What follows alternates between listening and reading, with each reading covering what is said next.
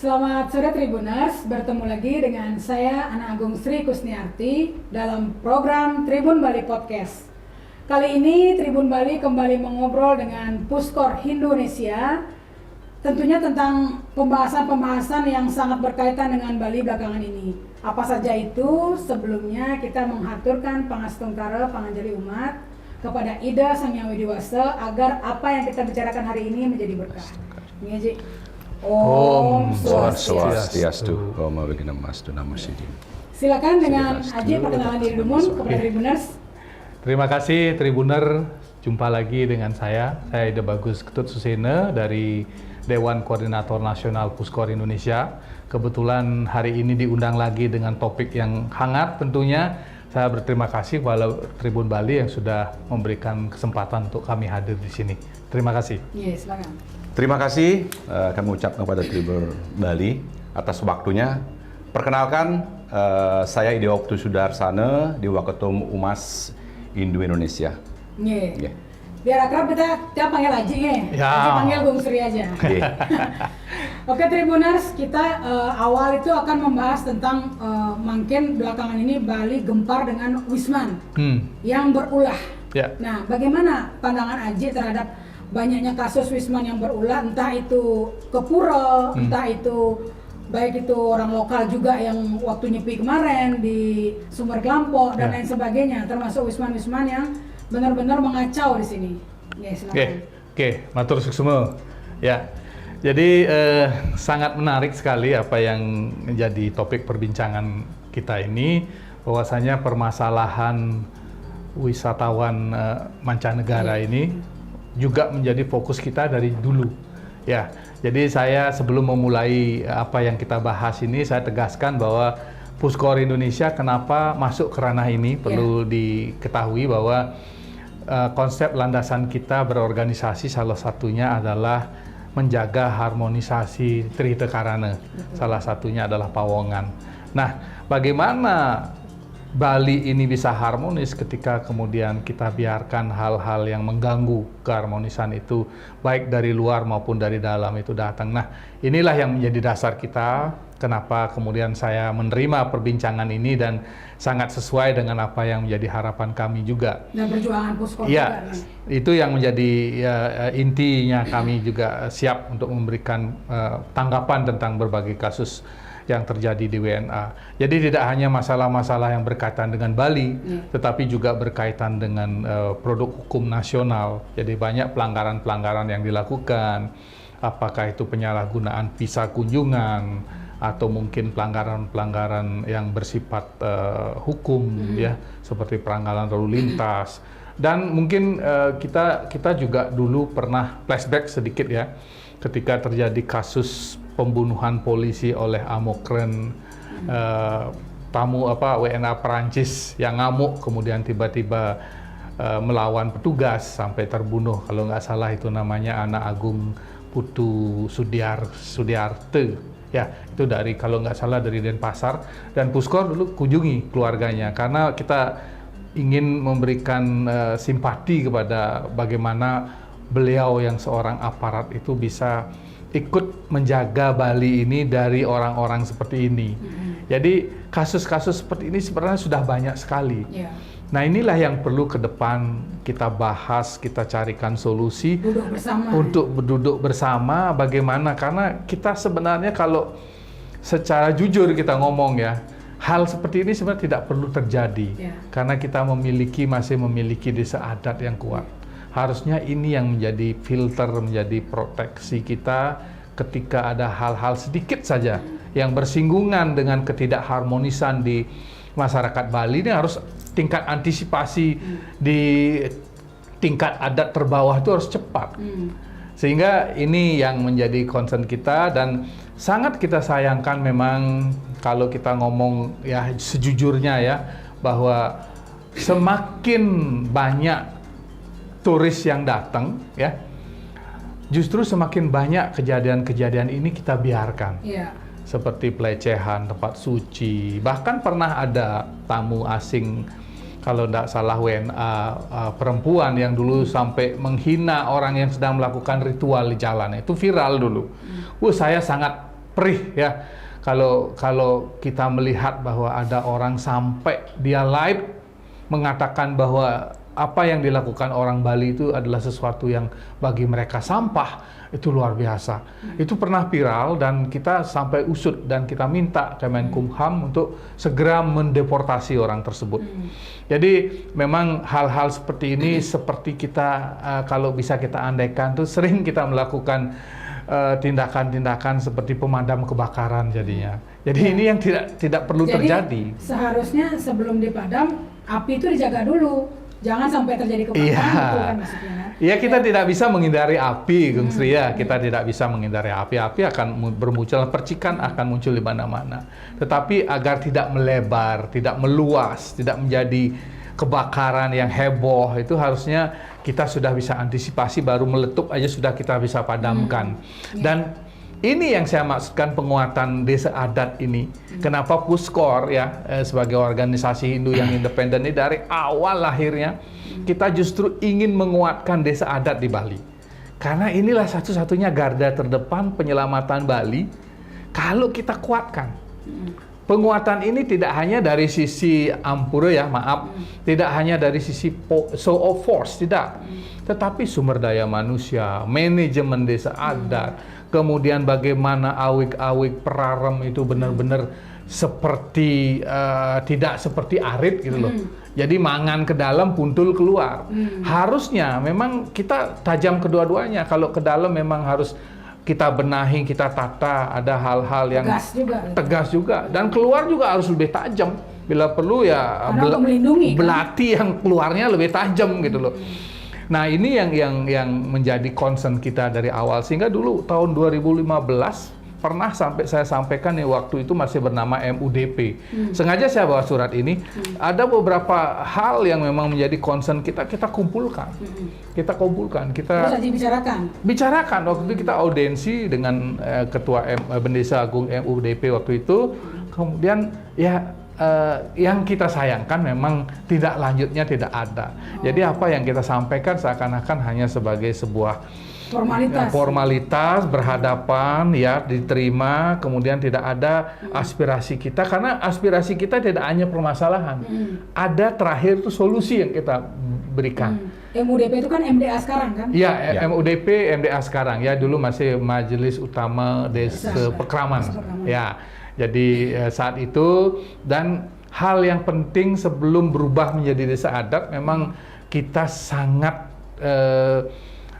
perjuangkan ya agar terjadi benar-benar pesamuan agung, tuparuman agung yang menghadirkan seluruh bendesa. Ya, itu yang kita harapkan waktu itu. Waktu Haji ngomong ke MUDP itu poin penting apa yang Haji ingin tekankan di situ? Ya, satu hal memang bagaimana kami dari para relawan yang peduli dengan adat ini ingin benar-benar selalu berdampingan dalam berbagai pembahasan, karena di sana kan terkait dengan bagaimana secara struktural majelis itu benar-benar sebagai majelis, bukan hanya formalitas, bukan hanya titipan pemerintah, bukan hanya titipan pemerintah atau rujukan pemerintah untuk jadi membentuk. Punya power, ya? Iya, jadi memang harus mengakar sehingga dari bawah desa adat ini tahu fungsinya mereka, kemudian secara kemajelisan mereka punya wadah yang lebih besar, baik itu majelis alit, majelis madya, majelis utama,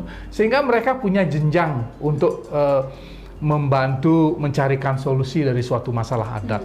Nah, jadi akhirnya kalau ada kasus nggak saling nunggu gitu ya? Ya, nggak saling tunggu. Jadi yang jelas kan dulu sering terjadi kasus-kasus konflik adat.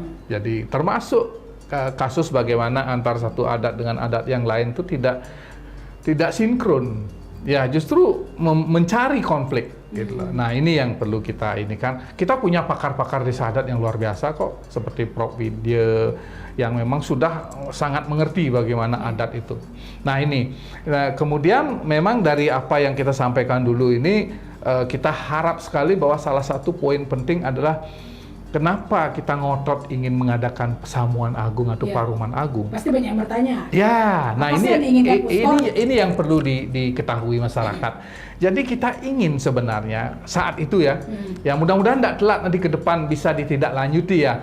Saya berharap Bendesa Agung sekarang ini terbukalah welcome dan juga bisa benar-benar menjadi dalam tanda kutip rajanya adat gitu loh. Rajanya adat. Kalau di Kalimantan rajanya adat tuh sangat powerful. Sekali bilang A semua adat mengikuti. Tapi ketika kita di Bali misalnya Majelis Agung membuat ketentuan gini yang bawah belum tentu nyambung gitu loh. Nah, yang kita harapkan saat itu adalah ada Pesamuan Agung, kita ingin menghadirkan seluruh bendesa. Bendesa. Kalau ada misalnya penyarikan bolehlah. Kalau bendesa sendiri nanti konotasinya kan hanya bendesa saja yang punya ini ya. Berapa orang sih kalau kita ingin hadirkan seluruh bendesa di Bali ini dari 1493 ini tidak banyak. Kalau dari sisi anggaran kita ngumpulin ya. Ngumpulkan, tidak perlu di sebuah hotel, mungkin ada tempat Pura Samuan 3 kalau mereka. Tetapi yang memang saya poinkan di sana adalah kita ingin membangun pola pikir bendesa ini agar satu dalam pola pikir mereka ya, persepsi mereka, visi mereka membangun Bali, menguatkan Bali ini satu.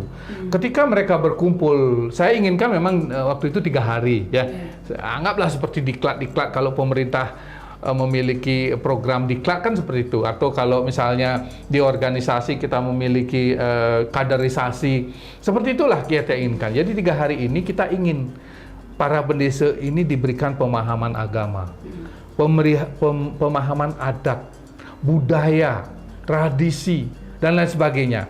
Kemudian termasuk ya kita harus mulai belajar mengisi dengan hal-hal yang bersifat doktrinal. Bukan berarti doktrinal negatif loh. Kita doktrinal positif. Bagaimana? Apa itu? Ya, seperti misalnya bagaimana bendesa itu benar-benar secara mental dan moral kuat. Jadi tidak goyah ketika misalnya ada sesuatu yang di bawahnya itu berkaitan dengan dana, arte gitu ya, mudah untuk kemudian berbalik arah. Nah ini hal-hal doktrinal yang bersifat motivatif ini perlu sekali diberikan. Jadi tidak hanya ngumpul kalau paruman ampuran iki, bahkan Pesamuan atau paruman yang kita lihat selama ini sudah di-set sebelumnya, tinggal ngumpul, ketok palu jadi. Nah ini yang kita tidak harapkan. Kita ingin benar-benar ada proses demokrasi di sana. Para bendesa, para majelis ini melihat bagaimana pemetaan kita di Bali ini. Sehingga dari bendesa yang selama ini tidak tahu tentang agama, adat, budaya, itu atau mulai ya kita punya banyak ahli-ahli yang bisa memberikan itu. Ya. Termasuk di dalamnya ya bagaimana kita menyusun misalnya awig-awig dan praram yang bagus. Yang sesuai dengan yang sesuai. Bila perlu hadirkan salah satu bendesa yang sudah memiliki contoh praram dan awig-awig yang bagus.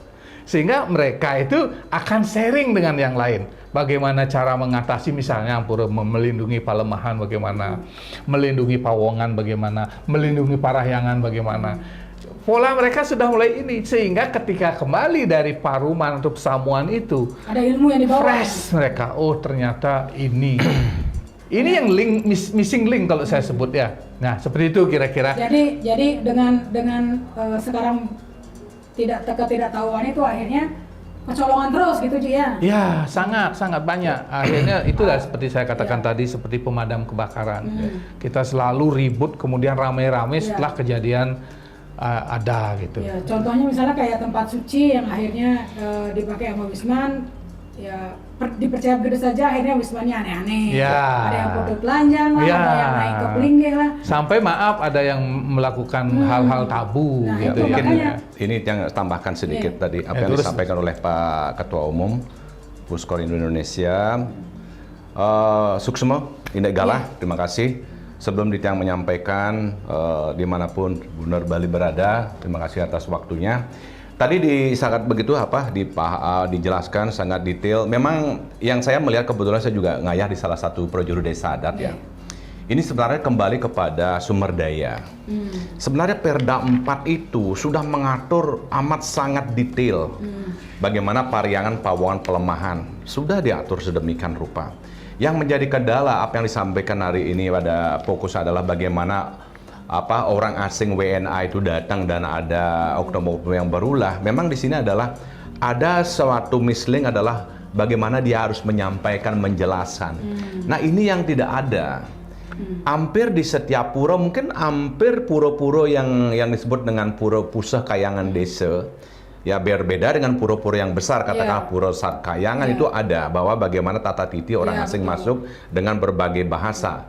Dan bahasa yang saya lihat juga masih bahasa Inggris kan gitu kan. Apalagi kalau misalnya sudah terkenal banget. Nah betul. Nah di sini saya melihat di pusat desa Kayangan desa itu hampir sama sekali tidak ada. Atau pura-pura kecil lah. Tidak ada sama sekali. Nah kalaupun ada itu mungkin 1-2. Nah di sini juga yang menjadi kendala adalah sebenarnya pemerintah provinsi khususnya di PMA itu yang saya tahu itu sudah ada namanya pecalang, ada namanya ada juga yang khusus tentang pengaman Bakamda kan dengan si pandu beradatnya itu kan sudah jelas sekali. Mereka punya, katakanlah mereka adalah penjaga kan. Kalau di pura disebut dengan pecalang, kalau di luar pura disebut dengan Bakamda yang dalam hal ini adalah si pandu beradat. Nah, si pandu beradat ini seharusnya mereka diberikan sebuah pelatihan. Bagaimana caranya menangani tamu, ya termasuk juga aparat-aparat kita, khususnya kepolisian. Yang jadi masalah kan ini, ya orang asingnya datang, dia mengikuti apa yang dia lakukan di sini, mereka yang memberikan penjelasan memang ketidakmampuannya berkomunikasi sehingga terjadi miss kan. Nah ini terjadi apa? Akhirnya yang kita lihat yang di media yang terjadi pada belakangan ini kan. Tetapi sebenarnya dari aturan yang saya tahu, kebetulan saya juga orang praktisi pariwisata, imigrasi itu sudah sangat jelas sekali bagaimana visa, apa yang mereka harus lakukan. Tetapi karena memang di Bali ini kembali ke sumber daya kita yang menjadi acuannya, ini harus ditingkatkan. Nah, tata bahasanya, kemampuannya, manajemennya, mengelola pariangan, pawangan, pelemahan. Nah, inilah jadi kelemahan kita. Apalagi misalnya seperti guide-guide itu kan dia nggak paham tuh kadang-kadang gitu ya. Makanya itu diperlukan tadi itu pesamuan itu dia menjelaskan nih harus ada orang-orang yang paham menjelaskan di situ. Jadi nggak saling nunggu. Jadi pos yang menaik contoh itulah Bu Gong ya, saya ingin sampaikan. Ketika tamu datang ke satu tempat pariwisata lah. Kalau dulu kan kita ada namanya, mungkin sekarang mungkin masih ada, tetapi saya lihat hari ini tidak begitu berjalan. Ada API ya, Impun Pariwisata Indonesia. Ada Asita. Nah sekarang Puskor Indonesia mendorong, kenapa enggak orang lokal di pura itu ya Iwananya diberikan pelatihan berbahasa dengan konsep dia berbahasa dengan katakanlah lokal jeniusnya selaku orang Hindu, dia bisa menjelaskan di pura ini ada apa saja, bagaimana tata titi masuk orang asing, kemana mereka boleh, kemana mereka tidak boleh. Nah saya melihat ini masih tidak teratur gitu kan. Kadang-kadang ada guiding tapi guide-nya itu adalah orang luar. Begitu dia masuk pura dia pakai kamen sebentar, pakai selendang, begitu dia keluar udah buka lagi. Dan bahkan sangat minim mereka menjelaskan. Begitu sepi, aneh-aneh langsung. Aneh-aneh. Nah, ini yang menjadi tantangan kita ke depan. Sumber daya kita kepada projuru, termasuk juga di sana ada Paiketan Yewana, ini harus tugas kita ke depan. Ya, disinilah kita ingin Puskor mengulurkan tangan dengan pemerintah terkait. Karena ini adalah tugas kita yang amat sangat berat kan. Jadi jangan ditunda-tunda lagi. Jangan ditunda-tunda lagi, itu harapan. Karena udah terus nih ada kejadiannya seperti ini gitu, pelecehan pura ini. Kan itu kan tempat suci yang kita sucikan. Kalau kita nggak pikirkan caranya ya susah juga. Nah ini harapan kita. Harapan kita ada di sini hari ini, mudah-mudahan juga ya pemerintah mendengar bahwa kita kita katakanlah dari pikiran yang baik, niat yang baik, kita ingin membantu pemerintah di dalam mensosialisasikan apa yang beliau itu pikirkan, kita juga bisa menerjemahkan dalam ini sudah jelas sekali kan, ada perda, ada berbagai aturan sudah sangat jelas sekali. Jadi jangan sampai juga MDA atau desa adat itu seperti cangkang kosong gitu ya, tidak punya power maksudnya. Betul. Kalau saya melihat sebenarnya Majelis Desa Adat ini memiliki power, ya. Kenapa? Karena kan mereka mengaku bahwa memang MDA ini adalah payungnya desa adat. Kalau memang dia ibaratkan, kalau kita lihat payung, harusnya kan mereka meneduhi dalam keadaan panas, dalam keadaan hujan, dalam keadaan situasi apapun, MDA ini harus mengulurkan tangan kan kepada desa adat. Nah, desa adat ini kan tidak berdiri sendiri hanya bendesa. Desa adatnya ada 3 di sana. Ada 3, ada sabedesa, ada kertedesa, ada kerama adat atau perjuru adat kan.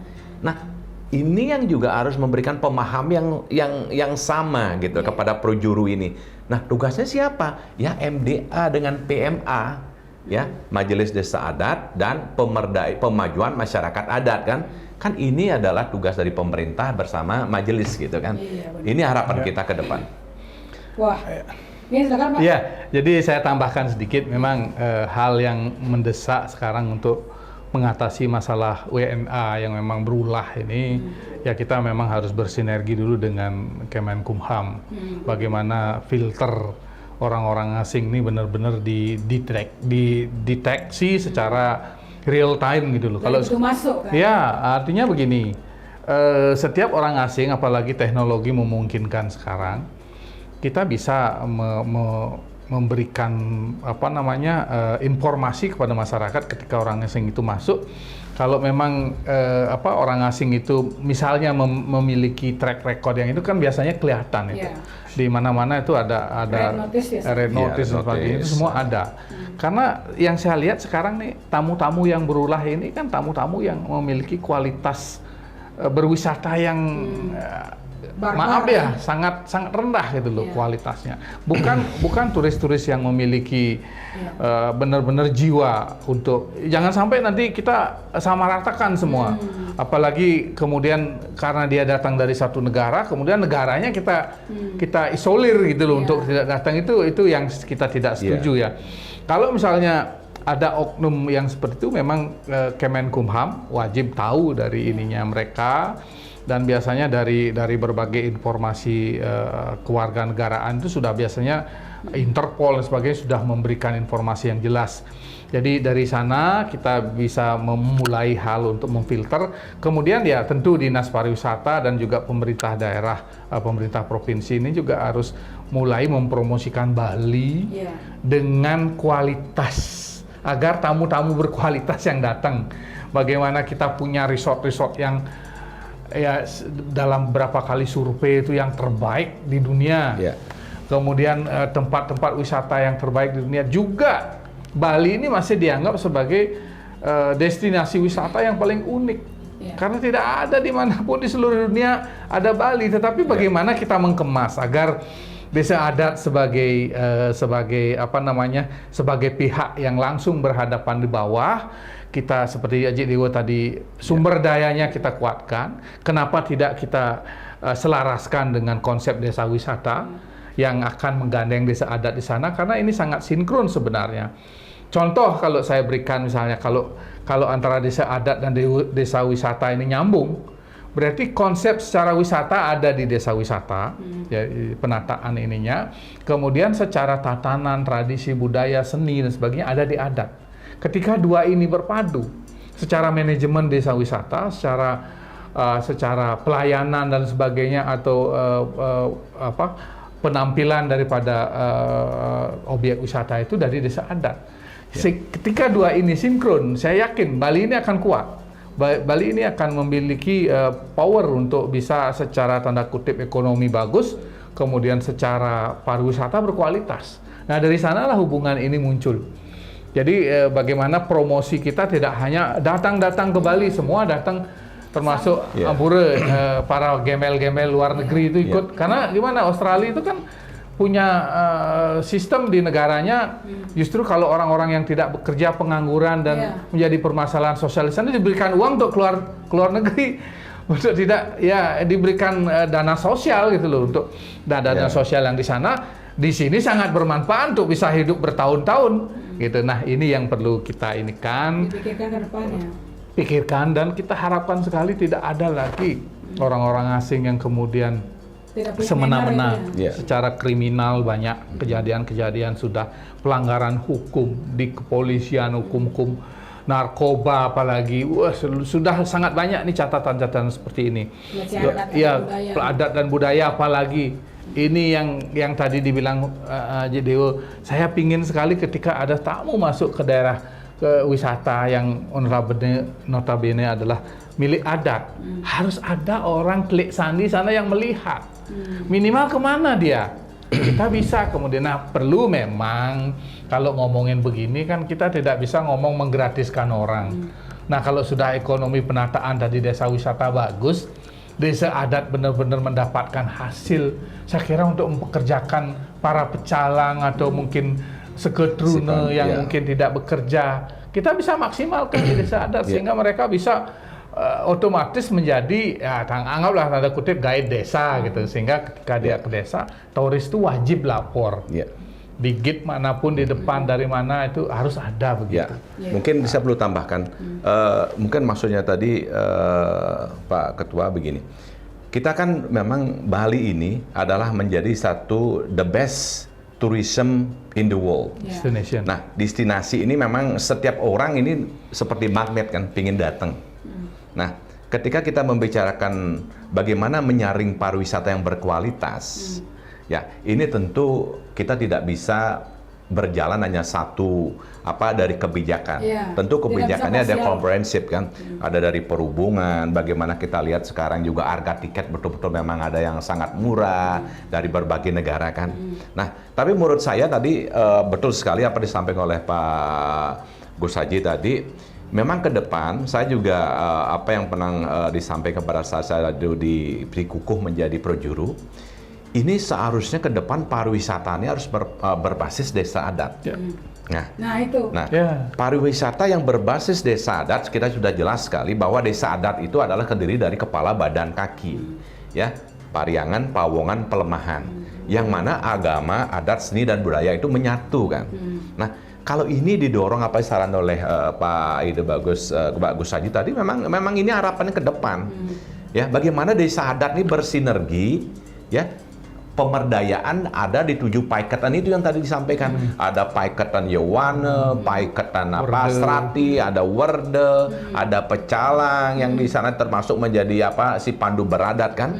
Nah, paiketan Kramo Istri, Mangku. Kalau ini menjadi satu, ya bersinergi. Saya yakin dengan Perda 4 2019 tentang desa adat ini, dimanapun ya Wewidang di Bali itu kan selalu ada di bawah adat kan, aman jadinya. Aman. Nah, ditambah dengan peningkatan sumber daya ini secara menyeluruh kan. Itulah harapan kita sebenarnya di Puskor ini ke depan. Karena sekarang ini kan memang terkesan parsial, jalan sendiri-sendiri, pariwisata sendiri, adat terseok-seok sendiri, semua sendiri-sendiri. Betul. Imigrasi juga sendiri. Jadi apa istilahnya, bule ini kayak dia tuh terserah dia aja, semau gue gitu.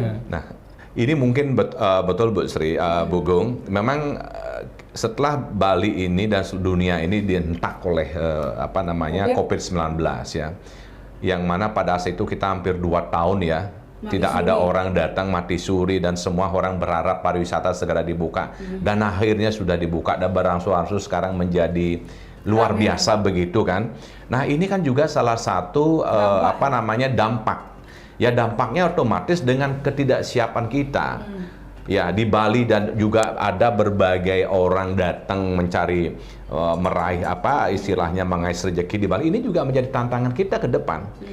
Kita tidak hanya bukan hanya desa adat juga, kita juga harus ada informasi-informasi yang mengatur.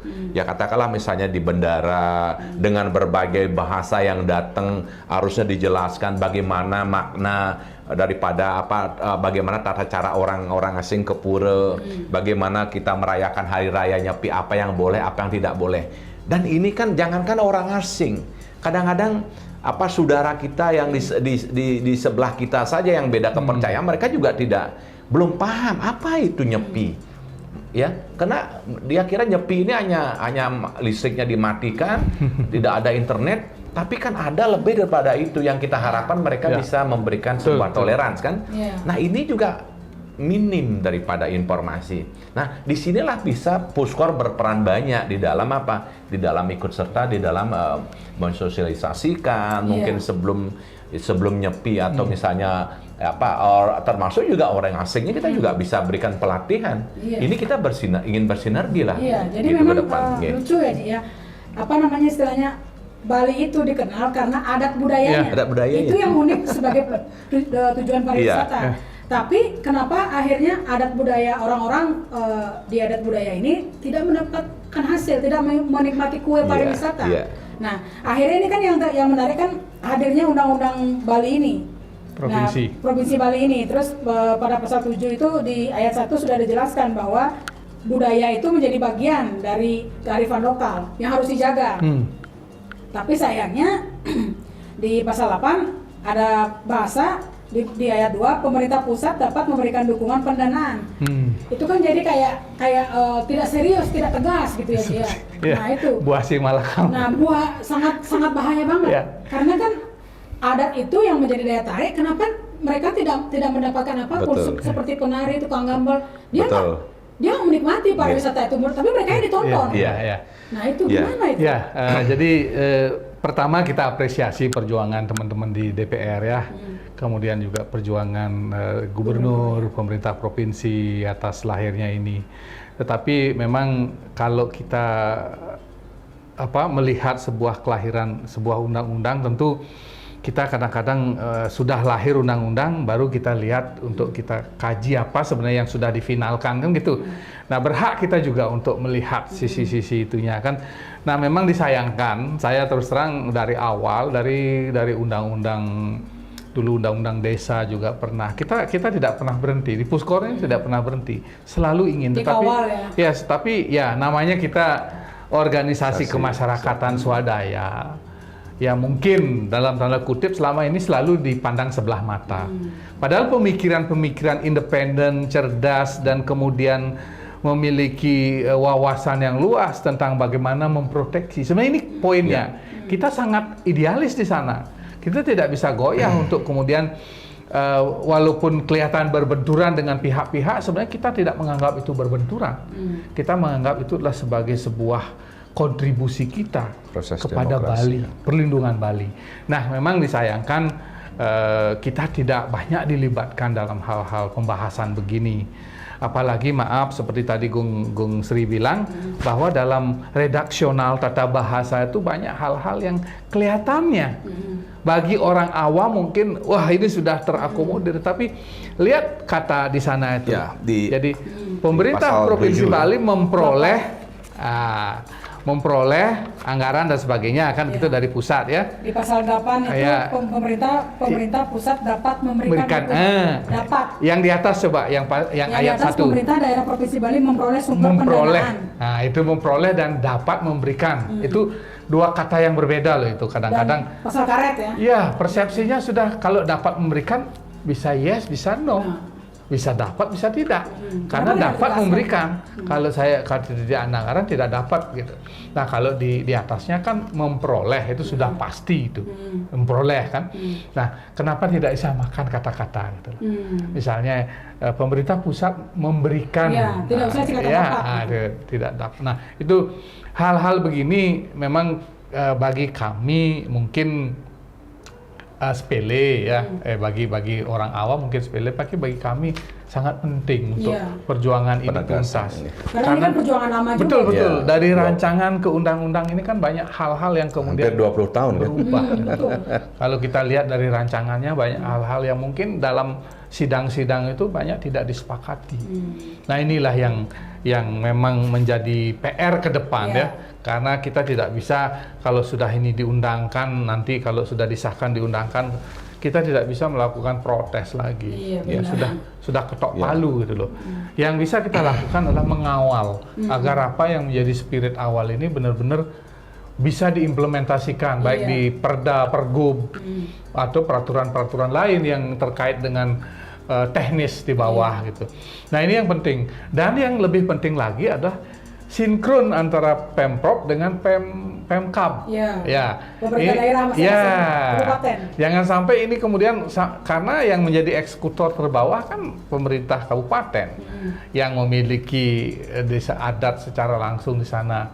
Ya, mereka bisa koordinasikan, ini penting.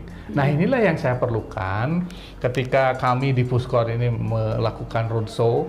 Ini terus terang ya, biar kita tidak ada persepsi bahwa Puskor ini terlalu masuk ke ranah politik, tidak. Justru kita ingin sekali membangun citra perpolitikan di internal kita ini di Puskor dengan konsep Dharma, bahwa kita ingin sesuatu yang baik ini kita terapkan, digaungkan, tidak ada domplengan ataupun tumpangan gitu loh, hanya untuk bagaimana memproteksi Bali ke depan ini. Nah, itu yang penting, sehingga pasal-pasal yang dibacakan tadi memang, dan beberapa hal memang saya baca juga.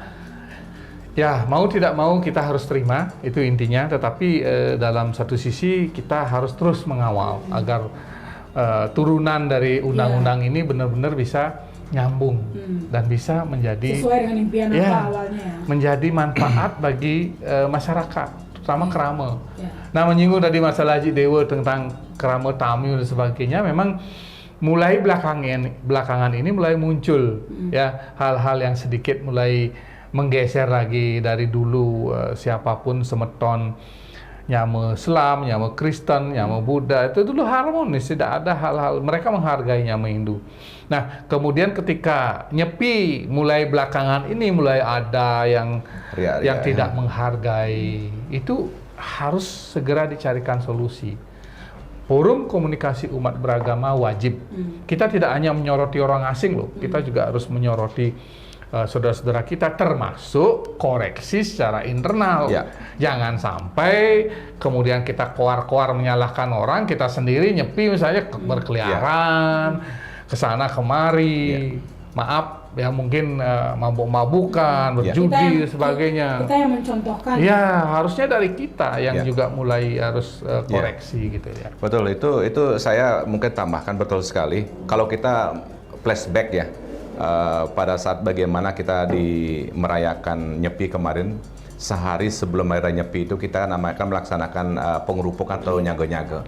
Coba kita lihat di media sosial apa yang terjadi. Ya kan, adanya antar orang Bali yang berseteru sampai menelan korban kan. Ini adalah sebuah contoh yang harus orang Bali bilang itu adalah introspeksi diri kan. Kita sembahyang di pura dalam itu kan sebenarnya dalam hati kita juga harus memperbaiki apa yang terjadi. Nah, apa yang disampaikan oleh Pak Ketua Umum tadi, Pak Gus Haji, memang betul gitu loh. Tapi memang kita harus mengapresiasi bahwa Undang-Undang Provinsi Bali sudah lahir dalam waktu 20 tahun ya. Diperjuangkan. Iya, dan ini yang menjadi kadang-kadang kita bertanya ini. Perda 4 sudah lahir. 2019 itu kan. Sudah itu kita bicara juga termasuk di sini yang kalau saya lihat ini ada 4 penguatan di dalam undang-undang provinsi ini. Satu, penguatan tentang adat, seni, budaya. Itu sudah jelas, itu mengarah kepada desa adat. Nah, tapi ada desa adatnya sendiri udah lahir duluan perdanya. Sudah itu ada penguatan bagaimana Bali ini bisa mandiri di dalam apa? Di dalam mengelola keuangan, dalam arti bagaimana orang asing ke Bali ada membayar suatu kontribusi kan, diberikan kewenangan untuk memungut. Admission fee kan. Nah, ini sebenarnya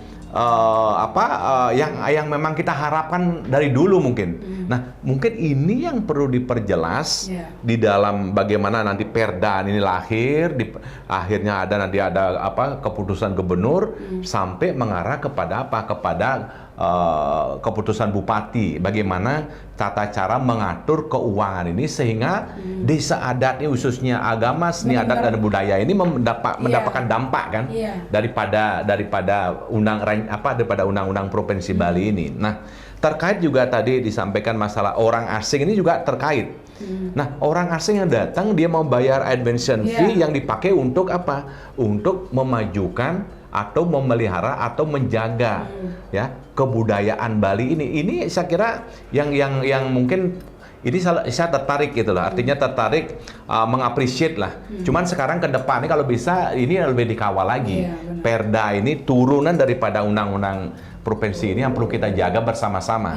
Ya, bukan hanya mudah-mudahan bukan hanya terjadi di Dewan Perwakilan Rakyat di provinsi, di elit gitu. Tetapi kita juga masyarakat Bali ini harus tahu, kabupaten kota juga harus tahu. Masyarakat seni adat dan budaya ini juga mereka kan ada seniman. Ini juga harus dilibatkan di dalam penyusunannya nanti gitu. Betul. Kan. Jadi, itu harapan kita. Jadi benar-benar sesuai dengan tujuan dan mereka juga menikmati itu gitu. Yeah. Dan admission fee juga kan akhirnya secara tidak langsung juga memfilter turis-turis yang berkualitas dan non berkualitas. Ya, mungkin saya tambahkan satu ya, Bu Gung ya, terkait disampaikan tadi itu bagaimana ke depan itu kan tadi tentang admission fee kan sudah ya. Tapi yang paling penting di sini adalah bahwa Bali ini kan tidak memiliki apa-apa. Kalau kita misalnya kita bandingkan dengan undang-undang Otsus di luaran sana, dan misalnya katakanlah kita sebut Papua gitu kan. Papua itu kan memiliki kandungan yang luar biasa di Ibu Pertiwi Papua. Tetapi Bali sendiri kita punya apa di kandungan Ibu Pertiwi? Tetapi kita harus bangga kita punya apa? Yang saya bilang tadi kita punya adat, seni dan budaya ini. Ini yang tidak akan pernah habis ketika kita bisa mengelola dengan manajemen yang bagus. Tetapi kalau ini tidak dikelola dengan bagus, berangsur-angsur orang Bali sendiri akan beralih dengan gaya budaya yang berbeda kan. Nah, inilah menjadi kekhawatiran kita sesungguhnya. Bagaimana Bali ini bicara adalah sustainable kan? Bisa selama bumi ini ada, dunia ini ada, tetap ini budaya Bali tetap kita bisa nikmati gitu lah. Itu harapan kita sebenarnya di Puskar Indonesia gitu. Ya, mungkin sedikit ya Gung Sri ya, ada hal yang menarik dari Undang-Undang Provinsi Bali ini memang ada menyangkut masalah CSR. Di sana lebih banyak dibahas juga kan. Nah, ke depan perlu sekali ini ada sentralisasi CSR yang kemudian disampaikan secara transparan dan kemudian benar-benar proporsional pembagiannya. Walaupun Badung misalnya dengan banyak BUMN dan BUMD yang ada di sini, tetapi harus benar-benar memporsikan semua CSR yang ada itu terpusat di provinsi yang kemudian akan mendistribusikan secara adil dan merata. Mungkin ya bisa dengan per kepala krame yang ada dan sebagainya. Tetapi saya memang dari dulu di Puskor ini kita pernah mengusulkan ya agar CSR ini dirubah menjadi CSC kalau nggak salah. Jadi bukan CCR. Jadi Corporate Culture Responsibility, bukan Corporate Social Responsibility. Jadi kalau CSR kesannya kan sosial saja. Sementara di Bali di sini sudah ditegaskan penguatan budaya.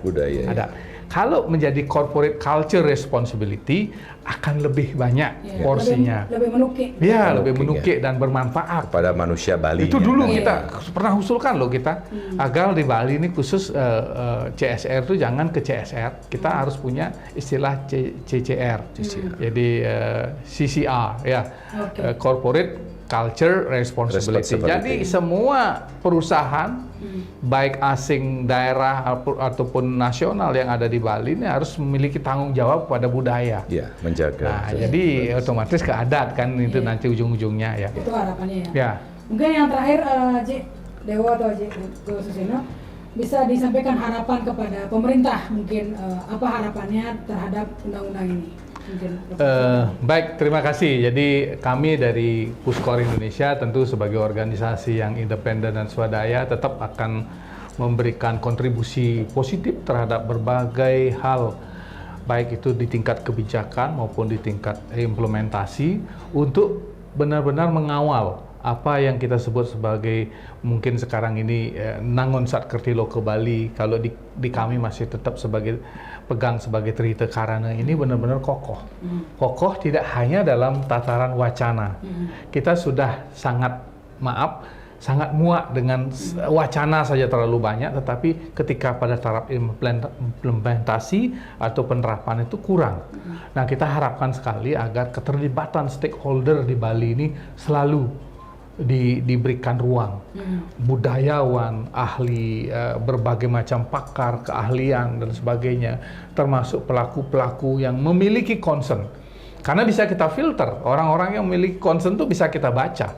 Jadi itu yang kita inginkan, bahwa pemerintah provinsi, DPR, DPRT, DPR RI, maupun DPR tingkat 2 atau di kabupaten kota, itu hendaknya dalam setiap menentukan kebijakan itu, para stakeholder ini yang kelihatannya mungkin sepele diajak untuk berbicara, sumbang kontribusi, saran dan sebagainya. Nah seperti itu. Jadi itu harapan kami di Puskor. Mungkin Dewa ada tambahan. Ya, terima kasih Tribuners Bali dimanapun berada. Kami Puskor Indonesia dalam hal ini kita mengajak ya seluruh warga Bali ikut bergabung dengan Puskor Indonesia, karena Puskor ini adalah milik keumatan. Kita berjuang untuk melayani keumatan. Ya, kita bergerak di bidang sosial, tentu kita bergerak di Pariangan, Pawongan, Pelemahan. Nah, dalam hal ini di Pawongan memang menjadi concern kita bagaimana kita meningkatkan sumber daya manusia Bali. Nah, di Pelemahan bagaimana kita menjaga alam Bali ini yang tadi sampaikanlah dengan Nangun Satkete Loko Bali ini, bagaimana kita menjaga sungai, menjaga danau, menjaga hutan, ya, menjaga apa yang kita warisi. Nah, ini yang memang sangat susah, ya, mewaris ini sangat susah. Nah, inilah tugas kita melalui Puskor Indonesia. Saya yakin ke depan ini dengan apa yang para leluhur kita, dengan kejujuran kita, dengan kerenahan hati kita, dan karena kesungguhan kita. Nah, inilah kita harus bangga menjadi orang Bali. Apa hebatnya dari orang Bali? Orang Bali sampai dia kembali kepada sang asal yang nama disebut dengan apanya reinkarnasi, itu masih bisa kita berdiskusi kan, dengan apa budaya kita nunas raos, nunas bias bas tipis kan, dan kita ini kapan suatu saat kita kembali kita masih disembah oleh para leluhur kita. Jangan pernah meninggalkan warisan leluhur kita. Mari kita jaga, mari kita tunjukkan bahwa orang Bali ini adalah barani ninding sani patut. Siapapun itu, sumber daya manusia Bali harus kita jaga. Ya, warisan dari tetua kita, leluhur kita ini harus kita menyatu. Hilangkan sekat-sekat. Mari kita menjadi satu, adalah manusia Bali yang memiliki kualitas dengan sumber daya hebat. Saya yakin kita bisa menjaga Bali. Itu harapan kita ke depan. Wah, Tribuners, luar biasa sekali. Obrolan dengan Aji Suseno dan Aji Dewo hari ini yang dari Puskor Indonesia. Jadi terkait dengan bagaimana kita melestarikan adat budaya Bali dan juga lahirnya Undang-Undang tentang Bali, tentunya harapan dari Puskor Indonesia mereka dilibatkan dalam hal-hal yang membahas tentang adat budaya dan agama Hindu di Bali, agar apa yang menjadi adat budaya tetap terjaga. Apalagi itu adalah sumber pariwisata. Kita tarikan daya tarik pariwisata dunia dan tidak hanya tong kosong nyaring bunyi. Seperti itu. Ini mungkin ada yang tambah lagi? Cukup ya? Cukup. Akhir kata saya tutup dengan Paramo Santi. Om Santi Santi Santi Om.